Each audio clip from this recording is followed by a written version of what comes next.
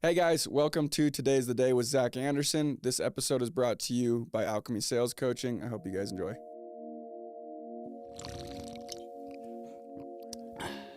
Hey, what's up, everybody? Welcome back to Today's the Day with Zack Andersen. What up? Welcome to Today's the Day. All right, what's up, everybody? Welcome to Today's the Day. Much love to everybody. Today's the day. All right. What up, everybody? It's Zack Andersen, and for today's episode, it's going to be a little bit different. I'm going to kind of dive into my story. I've had a lot of people reach out that know of me, or people who don't know me at all, and they're just curious kind of what my background is, what my business background is, just kind of how I grew up, and how the podcast came to be, and everything else that I go and talk about with my guests. So I really want to dive into my story, and I'll give you guys a deep dive.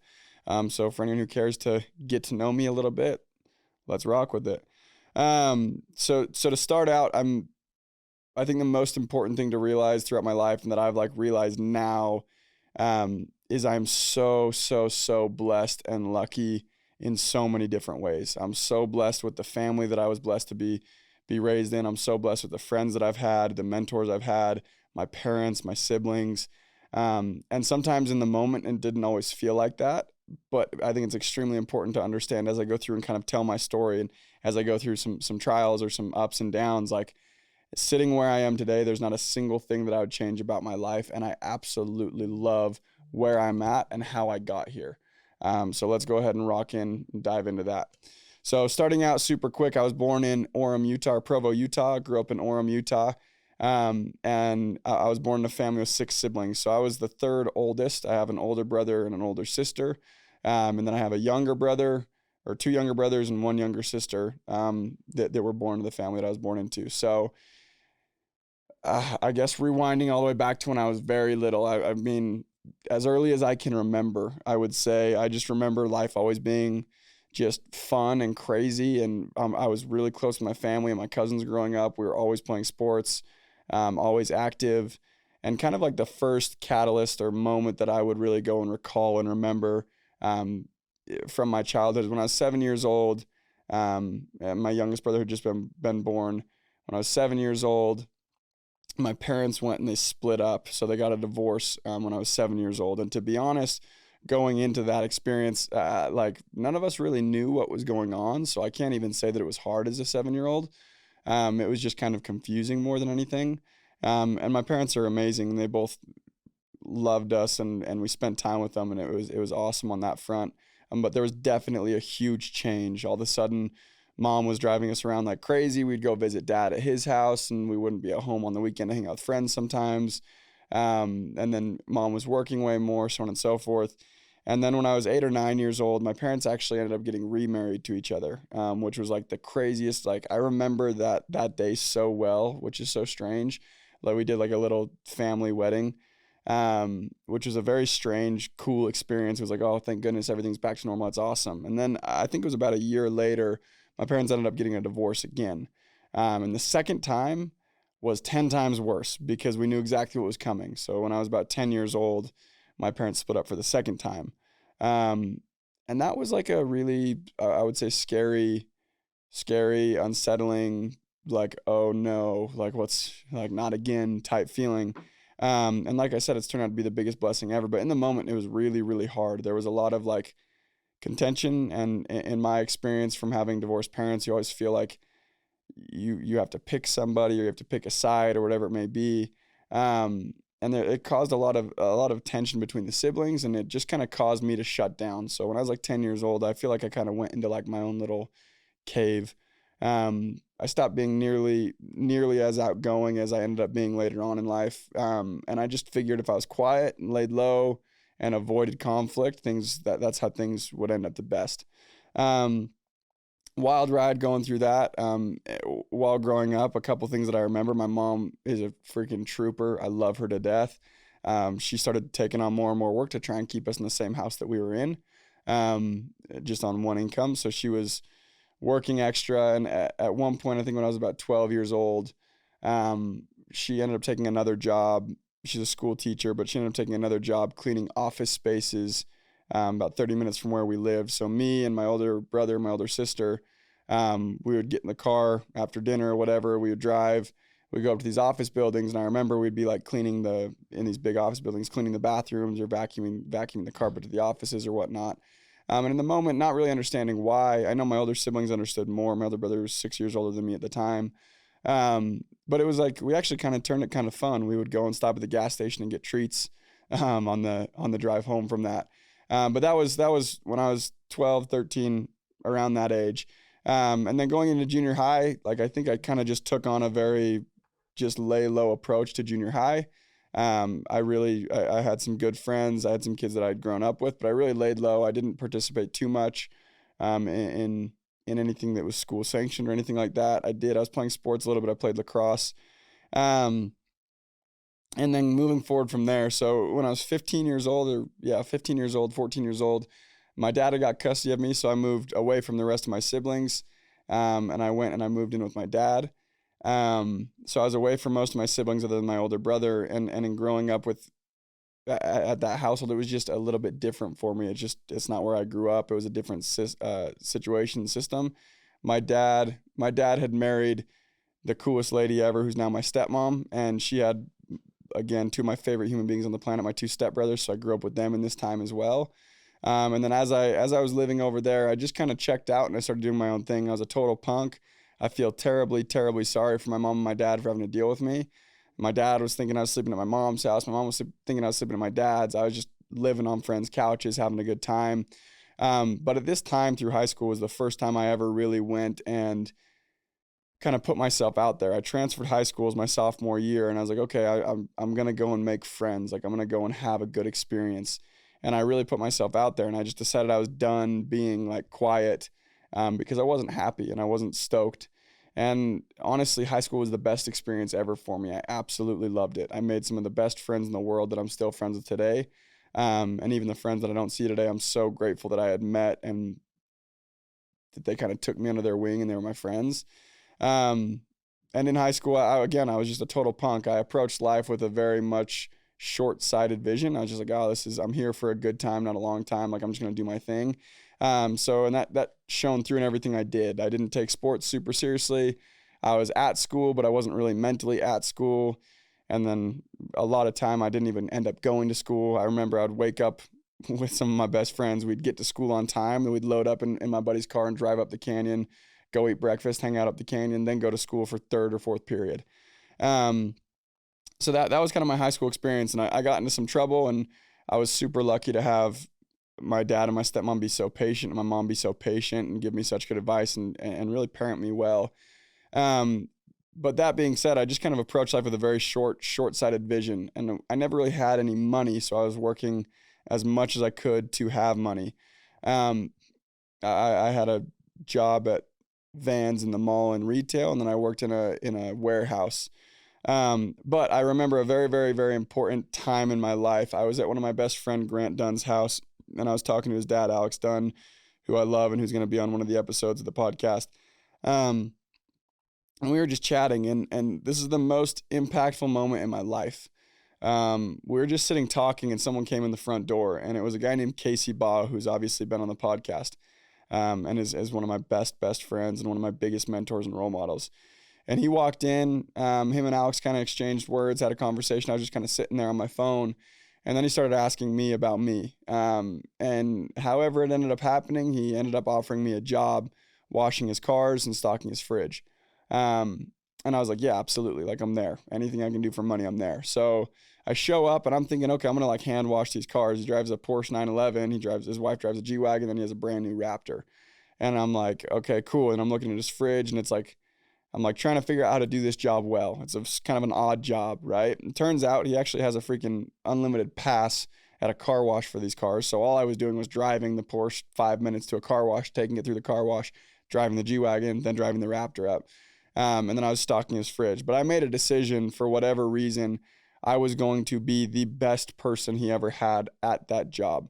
So I took a lot of pride, as funny as it may sound, stocking his fridge. The man had every single drink you can imagine. It was perfectly organized. It looked amazing, and it was always full. That was a really, really like looking back, it was a cool decision of me to go and do, because I think it kind of spoke leaps and bounds and went a long way. And I truly believe how you do something is how you do everything. And it led that trend for me in my life. But the reason this was so impactful, a few weeks into that job, Casey offered me $100 cash if I would go and I would read a book. And the first book that he handed me was As a Man Thinketh. And in my mind, again, I'm just a total punk. I'm like, hell yeah, $100, absolutely. I'm going to crank through these things. So I start reading these books and I'm just collecting cash. And I think he'd offered it to a lot of students and not many people had taken him up on it. But I wanted the money. So I was absolutely taking him up on it. And the crazy thing is, at some point along that journey, as I was reading these books, As a Man Thinketh, Think and Grow Rich, The Happiness Advantage, 7 Habits of Highly Effective People, all of these books, I started looking at life a little bit differently. It kind of put a new lens and a new perspective on life for me. I started looking a little bit bigger picture. And that is why it was the most impactful relationship I've ever had. And I love Casey to death today for it. And I'll tell you kind of how that affected my life after the fact. But all through high school, I read these books for him every single week. I'd go and I'd have like a little sit down by the fire with him where he would interview me on the book, and I'd give him like a book report on it to make sure that I understood it. And it started changing the way I looked at things, and it was really, really cool. I started absorbing these books and loving them. Coming to the end of senior year, he was like my mentor in life, and I would just ask him a lot of advice, and I didn't know what I was going to do. I wasn't the biggest fan of school. I didn't really see a degree that I was absolutely stoked on. And I was struggling to make a decision with what I was going to do with my life. And a lot of people in my community, they go and serve a 2-year mission for their church. And I knew that wasn't resonating with me. That's not something I wanted to do. So I went to him, and he recommended that I go and I look at summer sales. And at the time, he was the VP of sales at Vivint. But he didn't really send me to Vivint and tell me to go and meet with a certain person. Like, he said, go and look at summer sales. So I said, okay. I looked at it. I went and looked at all my different opportunities, a few different companies, met with a couple of different regionals at Vivint. And long story short, I decided I absolutely wanted to go out that summer following senior year to go and sell door-to-door alarm systems. I hope you guys are enjoying this episode so far. It was brought to you by ALCHEMY Sales Coaching. Now, I typically don't run ads, but I feel very strongly about ALCHEMY Sales Coaching. I started doing one-on-one coaching with Doug back in 2019, and since then, I have gone and not only blown up in my career and my earnings, but it's really helped me through just the ups and downs of life. Now, the reason I feel so strongly about ALCHEMY is because it's a group of individuals not only focusing on furthering their sales career, but they're diving deep into inner work, and becoming the best version of yourself so you can show up and be the best version of yourself. Not only that, if you have any interest in doing any one-on-one coaching with me, I exclusively do all of my one-on-one coaching through ALCHEMY. So for full access to me, go and check out ALCHEMY. I think you'll absolutely love it. It's alchemysalescoaching.com. We will also go and post the links in our bio and on stories, etc. So go check it out. And I ended up another really, really beneficial and impactful relationship that I had made. I met with Brad Rossiter, who's now my partner, and I work with at the company. I had met with him because one of my friend's siblings worked with him, and it just so happened to click really well. He was really cool, and that was one of the best decisions I ever made, was to go and work with Brad. So here I am, end of senior year. I'm about to go and do this job. I got my best friend. He recruited his cousin and his brother. So I've got like this group of like these 3 dudes I'm going out with. We're all brand new to it. I'm having a blast in senior year. I'm on top of the world, right? And then senior year finishes. The day after the senior all-nighter, we drive out to Memphis, Tennessee. And we're there all summer. That's the plan. We're out in Memphis, Tennessee. So we get to Memphis, Tennessee, and I'm like on top of the world. I think I'm just the stud of all studs. And I absolutely got my ass kicked that entire year. The first day I remember going out like, what am I doing out here? I didn't understand it. I was really struggling. I had really bad anxiety towards the job. And it's really hard. Like, with fear of failure being humans' number one biggest fear, like that was all I had running through my head, was fear of failure. And it was coming to fruition as I continued to fail. And this job is a 100% commission-based job. So if you are not selling, you are not making money. And I remember being out there, and some crazy things that happened that summer, my first year, where I I was trying hard. I was knocking, but I wasn't fully in it, and I wasn't doing everything I could have been doing, and I was struggling really bad. And there was a point in that summer where my bank account was slowly being drained as I was being out there, my savings that I'd saved up. And we were going out to eat with the boys and everything like that, so it was not cost effective by any means. But I hit a point where I literally had $16 in my bank account total. And I remember one of my manager at the time, Caleb, he was hitting me up. He's like, "Hey, we're going," I think it was the Flying Saucer is what the restaurant was called. And I'm like, "No, dude, I can't go. He's like, "Dude, don't be lame." And I sent him a screenshot of my bank account. I had $16 in my bank account. I actually couldn't go. I couldn't afford to go and eat out with everybody. So I stayed home and I ate whatever we had at the house. And that was like the scariest financial moment in my life, because I was not about to go call home or call anyone and ask for money and ask for help. I was not about to do that. And that was in the middle of one of my longest, what we call bagel streaks. So I went 3 weeks without getting a single deal or a single paycheck. And I was working every day from noon to 9 every day. So that was a low of all lows that I remember very, very, very clearly. About 3/4 of the way through that summer, I was struggling really bad. A lot of the guys in the office were dominating, and I was out there with my 3 buddies, but I got invited to go and pick up my friend from his mission in Spain. So I went out with my friend's family to Spain, and this was 3/4 of the way through the summer. And part of me just didn't want to go back out to Memphis, Tennessee. I'm like, dude, I'm kind of done. I was trying to convince everyone that I had done enough and I should go back to school. And I needed to be home a few weeks before school started to get ready for school. And all of my mentors, Casey, Alex, everybody, they're like, "No, you're not quitting a month prior to summer ending. You're not doing that. You're going to finish what you started." And I remember I was like, holy crap. I'm like, they're not going to let me out of this thing. So I get back to Salt Lake City. I hop on a flight again to Memphis, and I get to Memphis. And when I got back out to Memphis, my 3 friends that I was out there with went home. And when they went home, they had taken the bedding. They had taken kind of all of our things. They took most of my stuff other than my work clothes and the clothes that I had taken to Spain. So I'm like, holy crap, I'm broke. I'm absolutely not succeeding by any means at the job. And now all my friends that I was out there with left. And I remember, because I had such little money, I didn't want to go and buy a blanket from Walmart. They're like $25 to go buy a blanket. So what me and my buddy that were out there did, the one that recruited me, his name's Nate, and I love him. Shout out Nate. We pushed our 2 twin size beds together. We made like a king size bed. We laid there. And I didn't have money to go buy a blanket. I had my pillow out there still. I didn't have money to go buy a blanket. So I used my towel as my blanket for the end of summer, the last month of summer. And I remember I would have to make sure that I showered. I had to make sure that I showered in the morning and used my towel in the morning so that it was dry by night, so I wasn't sleeping with a wet towel as a blanket. And believe it or not, that's one of the times in my life I'm the most grateful for. I went and I learned how to finish what I start. I went and I learned how to do what I say I'm going to do. And I actually went and produced better that month than I had the entire prior 3 months of summer, 2 months of summer. So I went and I finished that summer at 26 accounts. And for people who understand my industry, that's like staying out as long as I stayed out and being out there as long as I was. I was the lowest producing rep on our team by a long shot, and I was not good at the job by any means, right? And I made 12 grand that summer. And going into flying, when I flew home, I remember 12 grand for me was a lot. I was stoked. I was like, holy crap, this is sick. I was going to UVU. I was enrolled. I was taking 17 credits at UVU. And at UVU, I felt rich. I was like, dude, I just made 12 grand. I remember I bought AirPods and I felt so freaking rich because I was rocking my AirPods that I paid for. And that was my intro to school. So I started school. I was on a housing scholarship. So I was rooming with these kids I didn't know.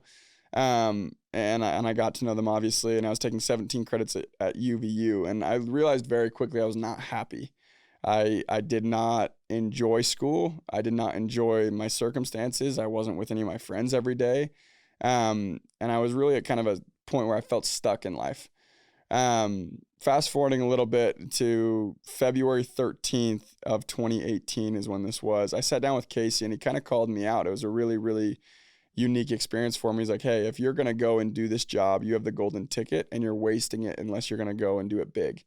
He's like, you have way more potential than that. And he basically kind of put into perspective what I was wasting should I not go and take this thing as serious as I can possibly take it and treat it like a career. So from that day on, I remember I made 12 grand that first year. I finished bottom of my entire region, bottom of the company in a lot of ways.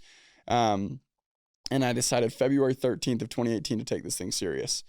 I was still in school, so I was not going to drop out of school. If I had learned one thing from my first summer, it's that I finish what I start.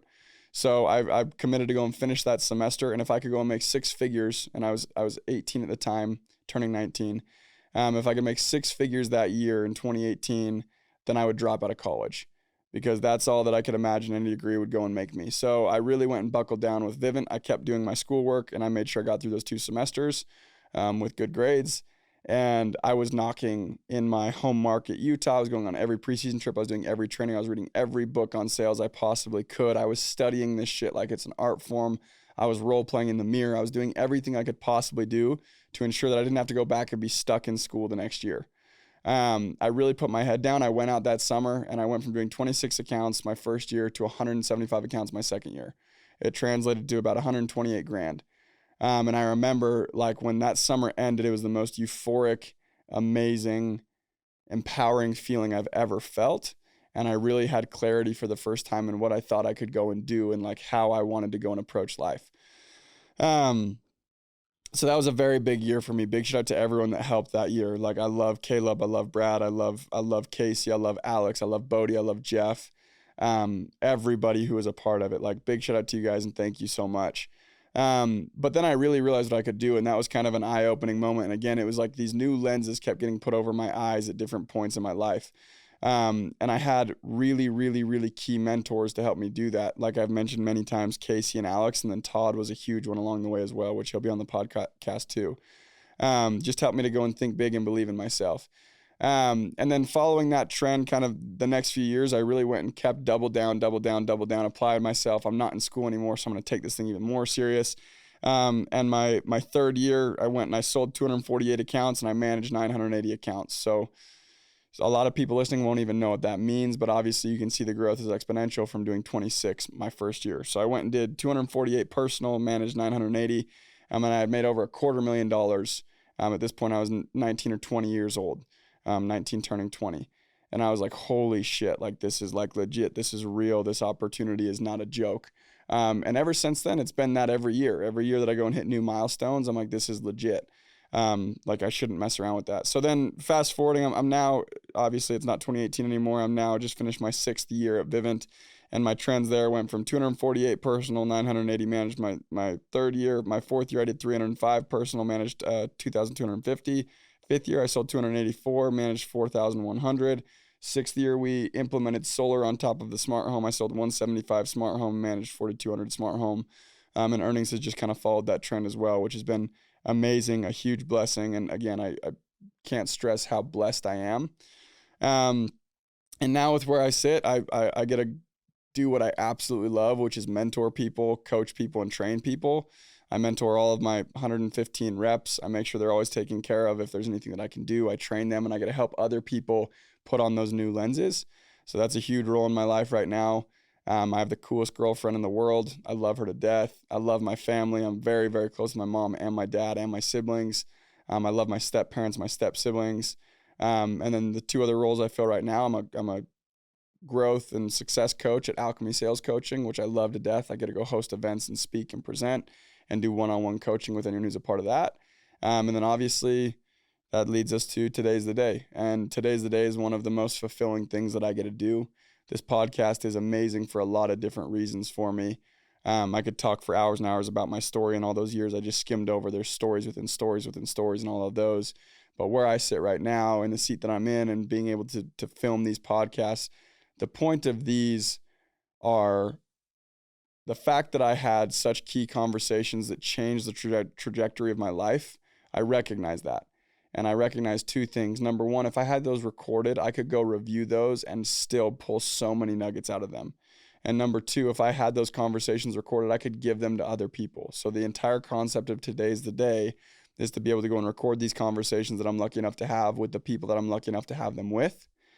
And I'm able to go and give that knowledge and those nuggets and that insight to everybody who's willing to go and listen. It's been the most fulfilling thing ever. The only reason any of that works, the only reason we can afford to keep doing it, because this is not easy. It takes a lot of time. Huge shout out to my team at 98 Studios, is because of you guys that listen. You guys are the reason we can keep doing it. So anyone who's listening, anytime you guys go and subscribe or rate or like or share or anything, that's how I can continue to do these things. So I thank you guys. My hat's off to you guys as well. And I hope that helps you guys kind of understand who I am, where I come from, what I do. And if there's any other questions that you guys have about my story, you can go and submit those on the Instagram. We'll make a clip, post it so you guys can have any questions answered that you want. I'm an open book. But once again, today's the day. Much love, everybody. Thank you for listening. Thank you guys so much for tuning in today. As always, it was a blast for me. I hope you got something out of this. If you got something out of this video of value, share this with a friend, and please go show your love. We're on all streaming platforms, including YouTube, Spotify, and Apple. Any ratings, comments, likes, shares, they go a very long way, and they make it so I can keep doing these things for you, and I would appreciate it greatly. So please go share with a friend. Until next time.